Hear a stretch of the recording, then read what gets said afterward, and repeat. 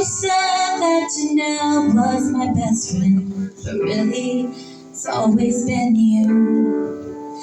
And I know that I haven't been easy. I hope that I love like you do, 'cause I know that this world would be better if everyone had a mother like you. Mother like you.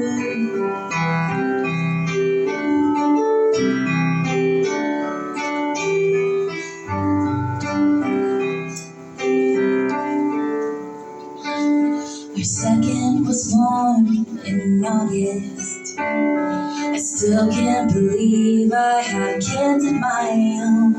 I look in their eyes and I can't help but wonder, who will they be when they're grown? I know that it won't be easy. I hope I can love like you do, 'cause I know that my kids would be better if they had a mother like you. If I am a mother like you, 'cause I had a mother like you.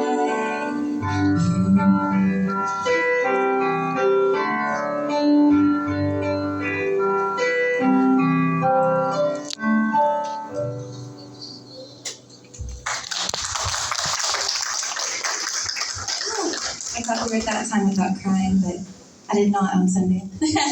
Moms are so special. So we're going to pass these out. These are the handouts for what I'm going to talk about. I don't know if you're like me, but I like to take notes and I like to write things down so I can remember them later. So that's just a little handout there. Thank you for the introduction. I have 2 boys, Elijah and Judah, and a girl on the way due in September. And we're really excited and looking forward to that. Thanks for having me here. We live in Clayton, Oklahoma, which is about 3 hours from here. And it's been exciting. Thank you for hosting us and letting us visit your little corner of the world. It's been a lot of fun. We, like she said earlier, we run a church camp, the one that your kids go to every summer, Minnetonka Christian Camp. So just a few weeks ago, a few of you came out and helped with the work week. And so if you did come out, I just want to say thank you. And if you send your kids to camp, I want to say thank you. It's a really, really special place. And I don't know if I should put this on the stand or not. Crazy. We'll see. Or should I put it here? We can fix that. It's a really special place, and I'm thankful that you guys send kids to camp there, because I grew up going to that camp, and I know a lot of your kids grew up going to the camp, and it's a really great place where you just get to grow closer to God, where all the distractions are away, and you just get to focus on God. And we all know we've got a lot of distractions these days, so camp's really important. So speaking of that, we have something new this year, which is really exciting. We added a new building, and it's our camp coffee shop. So it's got a huge deck on it, and people can sit outside next to the water, and it's absolutely gorgeous. And I know the kids are going to love it.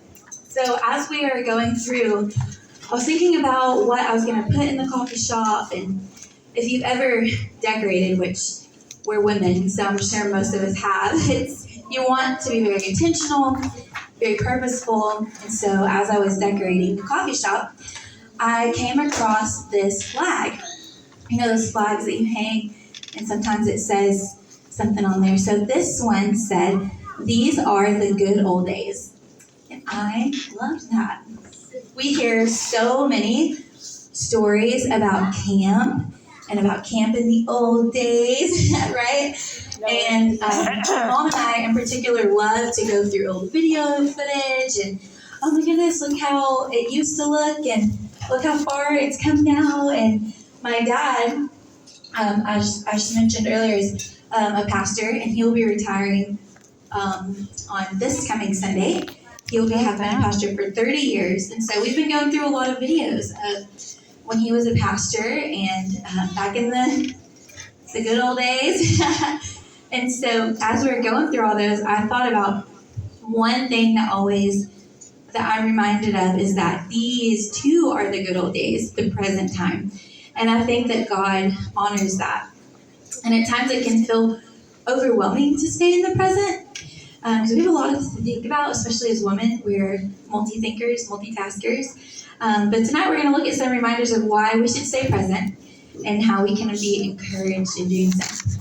In Psalms 118:24, it says that this is the day that the Lord has made, and we will rejoice and be glad in it. So how often do we fully miss living in the present moment because we're so busy rehashing the past or rehearsing for the future? I know I'm guilty of that. As mothers, we're surrounded with advice telling us how to parent. There's so many books. I see a lot of littles here, which I'm really glad. If you're in the trenches, I commend you. I will be there again very soon. I feel like I just kind of got out of that toddler stage. I'm like, oh, starting all over. So you guys are doing a great job. So we have all these books, right, commanding us to do all kinds of things. And what's really funny is they often contradict each other. One book tells you to do this, another tells you to do this. So it can be really overwhelming. For instance, they'll say, you need to schedule to the minute. That baby should be on a schedule. And others say you should let the baby lead the way. Be on the baby's time. Shelter them. Don't be a helicopter mom. Or bottle feed. No, breastfeed. Mothers should be the primary caregiver, or both parents should share the work. My favorite controversy, because every mom this day and age talks about it, is no screen time. Or it's okay, they can have screen time. There's just, the pressure can be overwhelming. And the messages can be really confusing, and the expectations are impossible. So as I was thinking about this, something funny kind of happened. We're renovating a lot of stuff at the camp. My husband loves to do 100 projects at one time, and it's great. And so we're renovating the kitchen, and we have these shelves. I was looking around to see if I see any, but they're just like the wire shelves that you organize. And we both measured. We're in the car driving to Lowe's. I'm like, okay, well, we need to get the ones that are 3 feet long. And he was like, no, we need to get the ones that are 4 feet long. I was like, okay, well, I measured, and they're 3 feet wide. It's like, well, I measured and they're 4 feet wide. So we went back and forth for a while. And then when it came down to it, we realized that we were measuring different shelves. And I was like, how funny, because I feel like that's parenting. You can have, maybe what worked for one mom is not going to work for you, because our children are not all the same. And God gave you your children for a reason. And that's something I wish that someone would have told me straight away. We're measuring different children. Hello? It's the same. Just don't forget that your child is the one that God gave you, and He entrusted you as their mom, and just to listen to His voice and to discern how to raise them. On your paper it says Hebrews 4:16. I love this verse. It says, "Let us then approach God's throne of grace with confidence, so that we may receive mercy and find grace to help us in our time of need."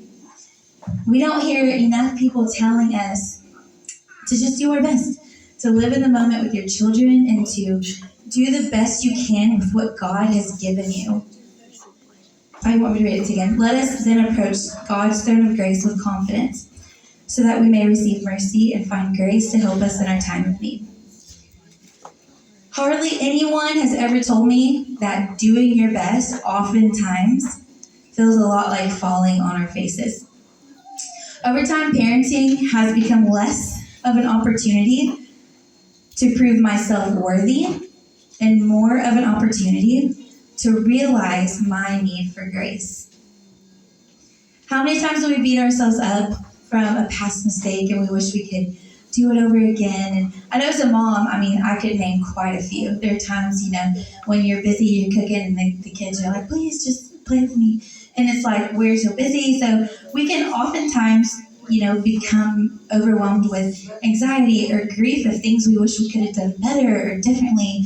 But when we lay it at Jesus' feet, just to remember that we are doing the best we can remember He's in control. When we realize that He gives us the grace and mercy to do the small thing all over the next day. We don't have to live in the past, and we don't have to fret over the future. I heard this quote earlier today, and I wrote this down. So, never be a prisoner of the past. That is a lesson. It's not a life sentence. And that's something that I know I need to be reminded of, even just the small little mistakes, because we're human. And if our kids know that, that's great, because we need God's grace. Grace is often realized when we are pursuing we're pursuing our personal relationship with God. And I know for me, when I listen to more of our outside voices and opinions about parenting, I often forget about God's grace, because we can become such perfectionists that we have to remember we're human, we're moms, and we're gonna make mistakes. But when our kids see us accepting God's grace and God's mercy in our lives, God will reward that. Proverbs 31:25 says, "Strength and honor are her clothing, and she shall rejoice in time to come." And I like that one translation says that she laughs without fear of the future. So if you're anything like me and my mom was talking about earlier, you're a time traveler, you think about the past, you think about the future, and all the things. Not literally a time traveler, but that'd be nice. We almost are always thinking about past or the future, but that means that we're almost never focusing on the present. For example, my kids and I would like to take walks around the camp, and a lot of times I'm rarely focusing on what's around me. Of course, I'm a mom, so I've got a lot of things going on. I call it a lot of tabs open for those who are computer savvy. You got a lot of tabs at the top. I've got a lot of tabs open in my brain. Of course, I want to make sure the kids don't get hurt, but I have to be very intentional about paying attention to them. What are they like? Their wild imaginations, and very rarely do I focus on the breeze or just smelling of the coming storm, which we've had so many, and their playful imaginations. And I have to be really intentional about staying in the present. Or another example, which I know I'm guilty of, when we get ready in the morning, I almost never pay attention to the sensation of washing my face or eating my breakfast or brushing my teeth. I'm usually focused in planning ahead for what's ahead in the day, what's going to happen, or what happened the day before, and always thinking about other things. Because we're frequently time traveling in our thoughts, we miss out on experiencing the present moment and God's presence in that moment. So one word that comes to mind is mindfulness, which should be on your paper. It says focusing one's awareness on the present moment. And you may have heard the word mindfulness in conjunction with, yoga or meditation, but it's also for Christians. Mindfulness isn't just, for people who do that. It's a way for us to focus on our current moment without worrying about the past or the future. And the Bible tells us that Jesus is mindful of us. In Psalms 8:4 it says, "What is man that you are mindful of him, and the Son of Man that you visit him?" I believe that being mindful is very important to God. So this is the next part we're going to put on our page. It's when we're mindful in the present moment, amazing things can happen. We get to know our loved ones, and we get to know ourselves, and we get to know God and experience God's presence, listen for God's voice, see God's actions, and notice God's leading in our lives. We miss out on all of that when we're not fully in the present moment. And how many of us could agree that we probably need a little more peace in our lives? I was sharing earlier that I had some things come up with the doctor, and I was really worrying about the baby and fretting, for the future. And I spent way too much time on the internet searching about all the things that could go wrong. And then I'm writing this lesson saying to myself, you know what? All I can do is focus on right now. And right now, what I know is that my child is healthy and that God is in control. There's nothing to worry about until I need to be worried about something. And right now, there's nothing to worry about. And that's not always easy. I know, especially as a woman, that's not always easy. Because I tell my husband, he's like, it's fine, everything's going to work out.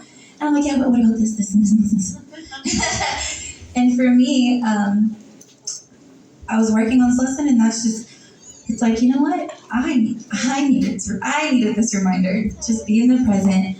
All you can do is what's in front of you with what God has given you. So when we're totally in the present, we can often feel more peaceful. Living in the past or the future, most of the time we can feel pretty worrisome. It can feel pretty chaotic, especially as mothers. But when we let ourselves be just for this moment, we're better able to tap into God's peace. John 14:27, Jesus said this, "Peace I leave with you, my peace I give to you. I do not give to you as the world gives. Do not let your hearts be troubled, and do not let them be afraid." So our world does not give us peace, but Jesus does. And when we're present in the now, we can experience that peace, the peace that only Jesus can give. So this is our last line that you can write on your paper. It says, "May I encourage you to let the past be your teacher, let the future be your hope, but let the present be your life, and live in the present." And remember that no matter where you're at in life, you're living in the good old days now. I'm going to pray for you and then turn back over. God, thank you so much for this wonderful group of ladies here tonight. God, I pray that you would just bless each and every one of them, God, and help us to remember to live in the present, God, that this is the day that you made today, and it's beautiful, and God, help us to remember to live in your peace and to spend time in your word, and just to remember that you give us grace and mercy enough that we are good enough, and that you have given us the ability to be who you want us to be, not only as mothers, but as daughters, as friends, as wives, and that you created us exactly how you wanted us on purpose and for a purpose, and help us to remember that and to live for you. It's in your name I pray, amen. I also have these little clips that I'll just set over here. They're little clips, and it says, "Thank you for being the glue that holds us together." So if anybody wants one, they're in this little basket, and I'll set them over here if you want one.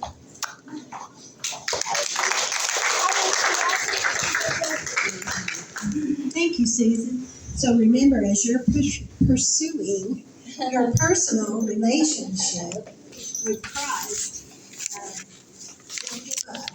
Live in the present and know God is with you. Everything I know is somewhere else.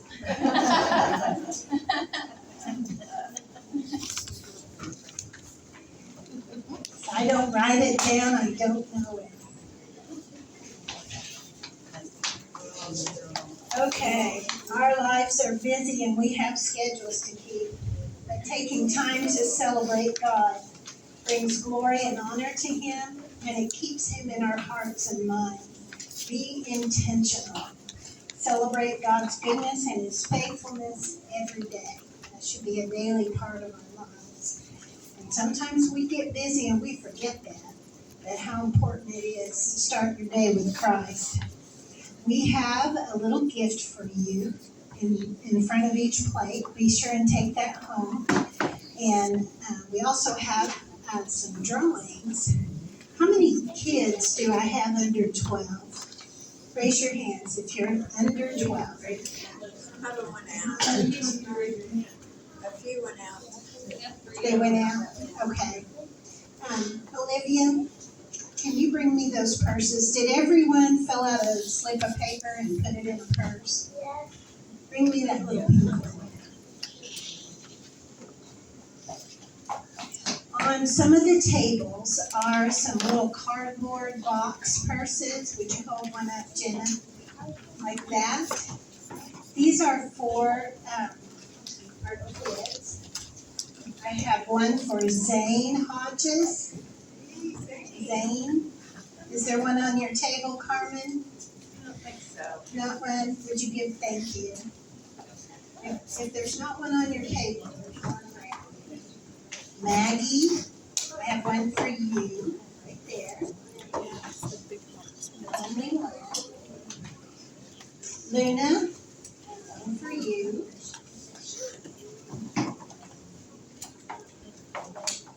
Alyssa Tag. We need a purse for you. There's one on the table ahead of you, I think. Just walk around till you find one. There's one right here. Amanda's got one. Amanda's got one. I think I have it down here. Olivia, I have a purse for you, right here. Bree, where's Bree? She's in the other like. Okay, can we set one aside for her? Does she have it? Somebody will need to get one for her. Oh, she's got one for it.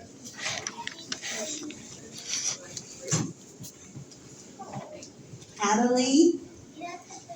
Adelie needs one. Got it. Is it Leah Bass? Leia. Leah? Okay, There's one over here. There's one right there.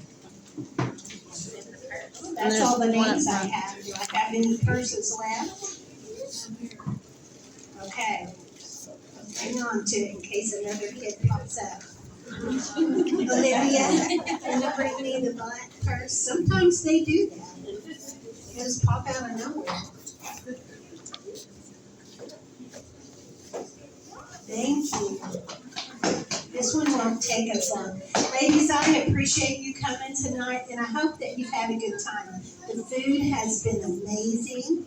The speaker was great, and there might be a couple of surprises in these bags.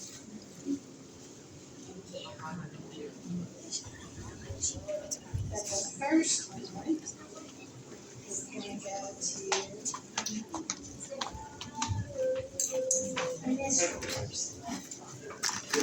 Susan Morgan. Yeah, I don't know what some of that stuff was, just asking. It might go with, it could go with the essentials, but it might be weird, so.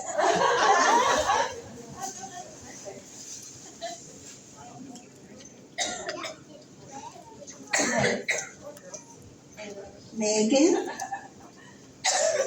Where'd she go? I put that for her. And I have one more. Hi.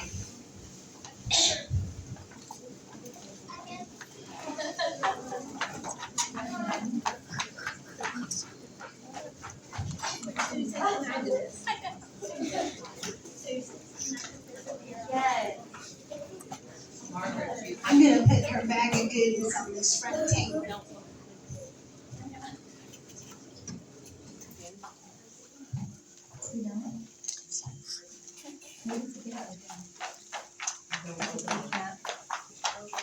And the last one is for Carla Killian. Ah, Carla.